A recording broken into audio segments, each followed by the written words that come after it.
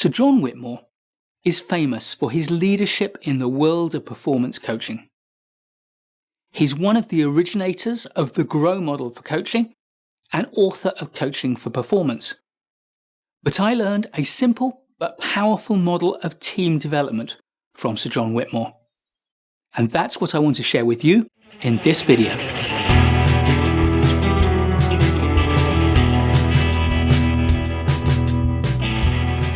Sir John Whitmore's model of team development has 3 stages: inclusion, assertion, and cooperation. Let's go through these stages one at a time. The inclusion stage is marked by a transition from the desire to feel a part of the team to an anxiety that we're not able to be a proper part of the team. It starts off with the team being really easy to manage. Everyone wants to get along. Everyone wants to feel part of the team. They want to be included and therefore are prepared to go out of their way to conform. However, as the team moves forward, individuals' own personalities will start to assert themselves and they will feel the contrary need to be themselves. And therefore we get a sense of anxiety about, on the one hand, the desire to conform, and on the other hand, the question about whether we are able and willing to conform with the team. Whitmore describes team members as dependent in this inclusion stage because they want to be included and therefore they feel that need to be a part of the team.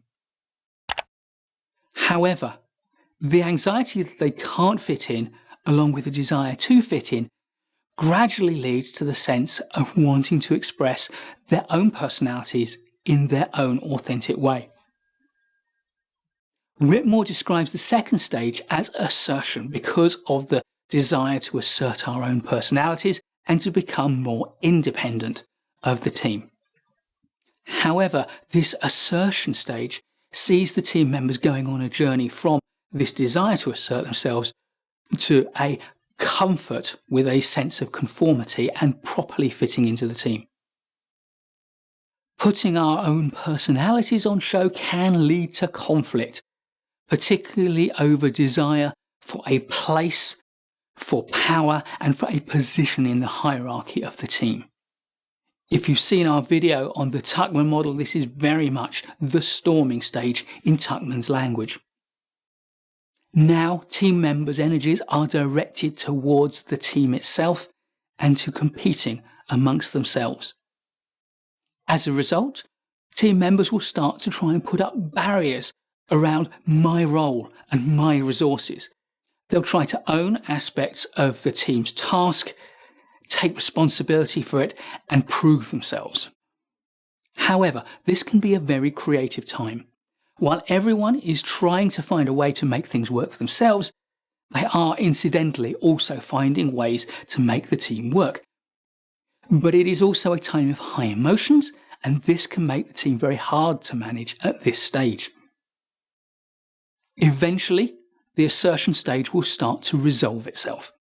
Team members will negotiate with one another around the resources they hold and the boundaries they've drawn. They'll be looking to find ways to accommodate one another and to start to work together well, recognizing that with those boundaries in place, they can't achieve very much and they don't feel comfortable. The upshot of all this will be a move towards conformity. And the assertion stage ends as people start to want to conform with a new set of ways of working, what Tuckman called the norms. With conformity comes cooperation. And the cooperation stage is the journey from respecting basic norms and starting to get on with one another to the high performance state that we want to get our teams to eventually. Now, at last, the team's energy is directed outwards towards the team's common goals. This is the highly productive stage in the team development. The task for the leader is to keep the team stimulated by new opportunities and new challenges, to keep them learning and to keep them interested. Put another way, to keep them in that high-performing state and to push performance to ever higher levels.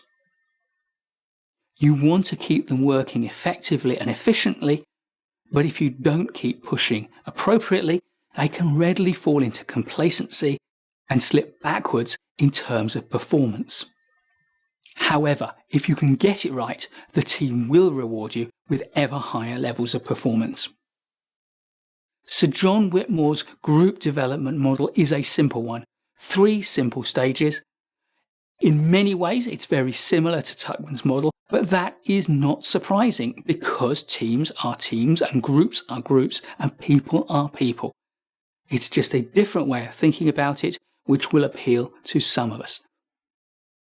However, some of the ideas and the ways that he expresses what's going on in the team at these 3 stages are distinct from the way that Tuckman expresses it, and therefore it is well worth knowing and understanding Whitmore's model of group development. Please give us a thumbs up if you like this model. There's loads more great management courses content to come, so please subscribe to our channel and hit the bell so you don't miss any of it. I look forward to seeing you in the next video, and in the meantime, keep learning.